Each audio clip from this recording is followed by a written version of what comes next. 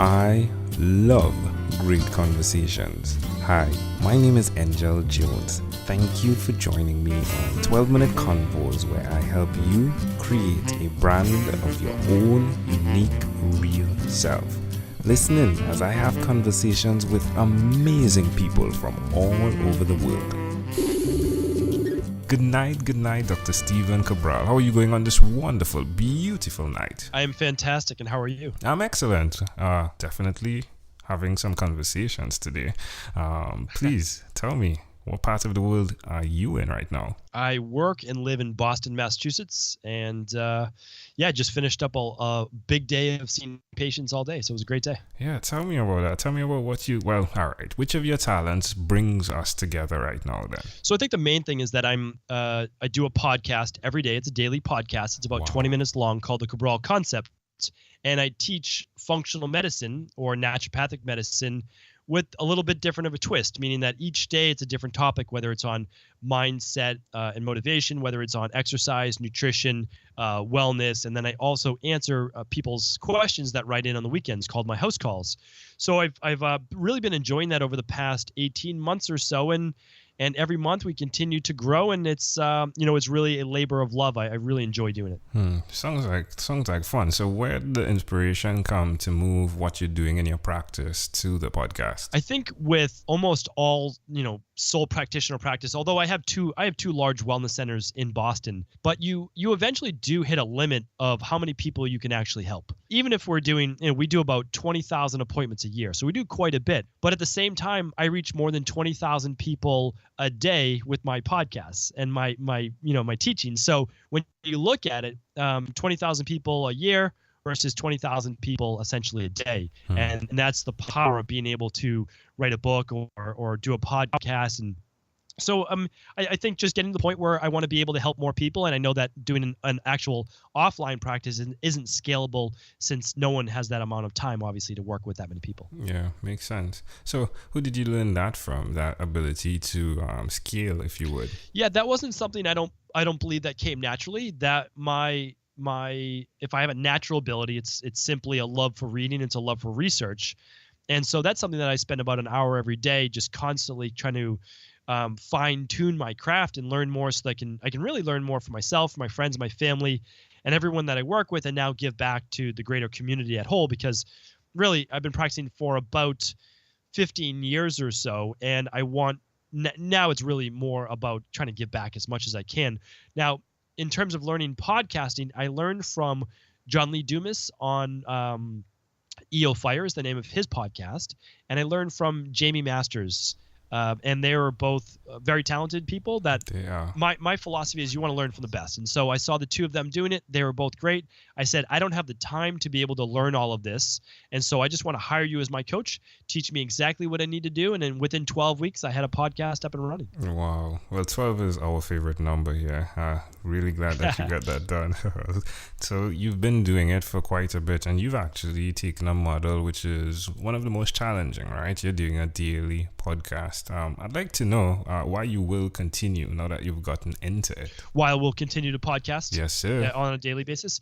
Well, in the beginning, for me, there's just so much to say and so much that I believe is being done incorrectly. So right now in conventional medicine, we have this philosophy that there's a pill for every ill, that it's just genetic, that you were born with this specific type of disease that manifests itself, when nothing could be further from the truth. I certainly don't believe in the disease model that we have. And really what we're doing in conventional medicine is masking symptoms. So, for my philosophy, if you have high blood pressure or high cholesterol and you're given a beta blocker or calcium channel blocker or a statin drug, or you're given Prilosec for heartburn, you're never looking at the underlying root causes of why you have that specific dis-ease of the body in the first place. And if you never uncover the reason why, you're only going to get more sick, even if you mask that initial symptom. So to me, that never gets old. I can always reach more people, and I can always say it in a little bit different of a way in order to get my point across. And then again, even if I were to, literally, if I were to only help one person, I know that there's going to have that butterfly effect where they're going to help someone else in their family or their group, and it will just grow. And that's honestly what's happened. We don't advertise. We don't do anything. And We've hit over 1 million downloads, and we're just, I'm excited. I mean, that's the truth, is like, it gets me excited every day to share that message with people. Yeah, that's great. It's local SEO, we call it. Local SEO. That's great. I like that. Yeah, you do the work. You did the work. That's fascinating. Well, tell me, doctor, one other thing that you've done consistently over the last 3 years. One thing I would say consistently is that always keeping up with the research and the reading. So even though I've read thousands of books and I've gone back for my degree, all of those things, it's very easy to just say, okay, I've learned it all. I've learned what there is, all that there is that I need to know. But it's not the truth. Like, you can never get to the end of that tunnel and the end of the rainbow. Like, that's it. Like, you honestly can keep going. Everything can be fine-tuned. And naturopathic medicine, or natural medicine, which just means helping people without the use of pharmaceutical drugs, you can start to get into the psychology of it. You can get into counseling based. You can get into more of the exercise, the nutrition, anti-inflammatory based nutrition, advanced functional medicine, lab testing. So for one, it keeps me interested. And if I'm interested, then I can relay that to the people that are sitting across from me, or whether it's Skype or whether it's on my podcast. And me staying interested, I think, is probably the biggest thing, because then I can continue to try to give back to others.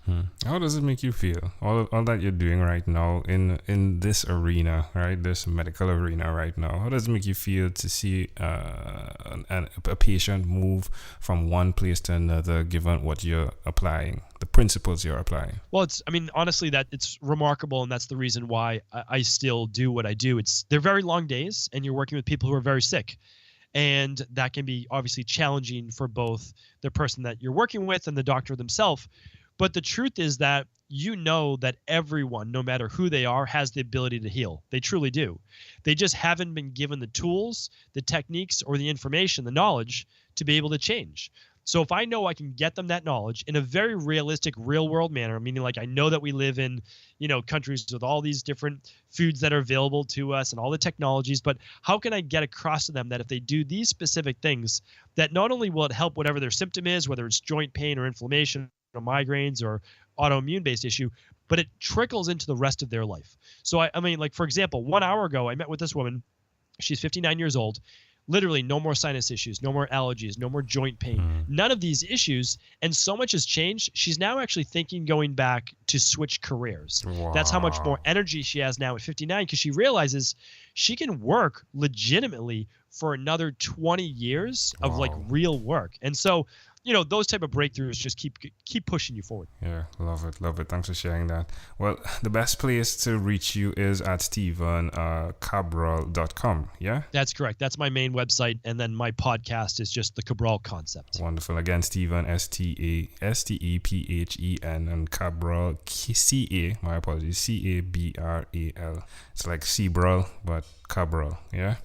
Yes, that's correct. Well, my friend, let's switch gears, Dr. Stephen, for a minute. Now, let me invite you into my time machine that is surrounded with beautiful, warm, blue Caribbean water. Dr. Stephen, what is your earliest childhood memory? My earliest childhood memory? Wow, that's a great question.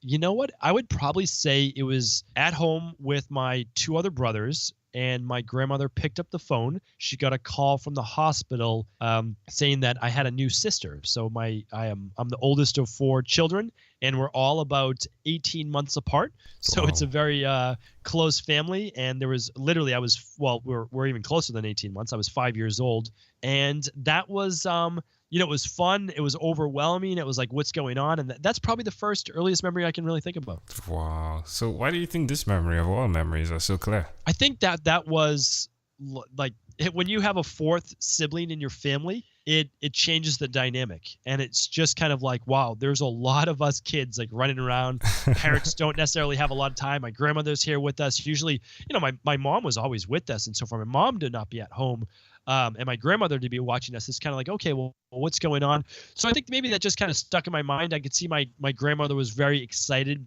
She started crying. I think that emotional thing kind of locked in my head too, because I didn't know what was going on. Was it good? Was it bad? But before that, we actually had 5 other cousins who were all boys. So she's the very first girl in our family. So I think they were overjoyed that they got their little girl. That's amazing. Well, can I offer an interpretation to the thought picture you created in my mind? Sure. I love the idea of you and your awareness of natural occurrences and the effects that they had on the surroundings. I think that's absolutely fascinating, because at that age, to be so aware, like, I mean, of course you're speaking in hindsight, right? But just to be aware of what a natural occurrence, like having a child being brought into the family, what that would do. And now to see your path, right, as a naturopath, where natural occurrences and the effects of it on the human body, for a patient, the awareness that you've been functioning at, I think that's remarkable. I appreciate it. Thank you. You're welcome. If we fast forward to when you were 12 years old, what was your favorite song? My favorite song at 12 years old. Wow. So I would have been, so I grew up in Medford, Massachusetts. Right. I listened to kind of the beginning of like hip hop and rap back then all the time. So it'd probably have been something from Run DMC. Right. That would probably be one of my favorites back then, like Belle Biv DeVoe. Those are some of my favorites too.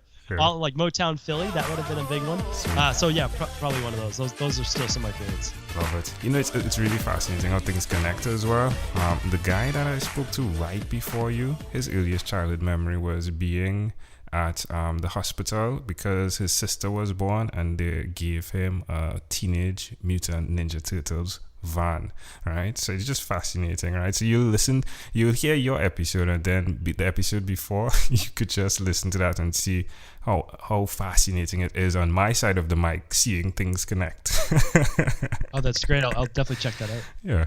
Well, my friend, we've arrived at our destination, but before we get off of this time machine, there's a small declaration form. So it's yes or no, possibly a bit more. We're going to move pretty quickly here. Are you ready? I'm ready. Dr. Stephen, have you chosen someone to pass on your skills to? I have, yes. I teach health coaches to this day how to practice functional medicine. Sweet. Are you married? I am married. Do you have children? 2 children, 2 girls, 3 and 5. Wow, congratulations. Do you believe in God? I do. I believe in a higher spirituality, yes. Do you have an inner circle of friends? I do. Do you watch TV for more than 3 hours a day? I do not. How about 3 hours a week? No, probably around 2 hours, I would say, yes. What about screen time, the phone and the computer? Is it more than 8 or less than 8 hours a day? In my job, it would definitely be more than 8. After 1,001 conversations in 3 months in 2016, I created a workbook. The name of it is called Yours. It stands for Your Own Unique Real Self. And the idea is you answer questions similar to these and hopefully uncover your own unique real statement, aka your mission. If you, Dr. Stephen, had to share with us your own unique real statement, a statement that represents Dr. Stephen Cabral, what would you say that is? My mission, my statement, my purpose, my passion is all about giving people hope. You know, people come to me as a naturopathic doctor to get well, to lose the weight, or to live longer. But the truth is, my job is to show them that they can be, do, or achieve anything they want, and that in order to do that, they need to change the vessel. They need to change their body that allows them to then change their life, because it's very difficult to change your life and accomplish everything that you want in this world if the body and the mind that are moving you through this earthly presence is not at its full capacity, operating at its highest potential. Love it. Hey, Doctor, this was a great pleasure. Before you leave, is there anything else you'd like to share with our amazing audience? I really appreciate you having me on. I think you're doing a great service for this world, and that if I could maybe give back, if I can maybe teach a little bit more, my job is really just to provide content and hopefully a little bit of context with that. So, of course, people can just visit Cabral Concept for my podcast, but keep up the great work yourself. You're doing great. Hey, thank you very much, Dr. Stephen Cabral. Thank you for being on what is inspired by 12-Minute Convos with Angel Jones. Thank you for being on 12-Minute Convos with Angel Jones. Stay tuned for more from our advertisers. Diabetes is a mountain pandemic. It's a disease that's not acute but chronic. Similar to this rhyming method, I have simplified the definition, the signs and symptoms, and the complications of diabetes for both adults and children in my books, Poems for Patients, A Focus on Diabetes, and The ABCs of Diabetes for Children. These books are available on Amazon.com, and for more information, you can visit my website, poemsbyaj.com. That's poemsbyaj.com.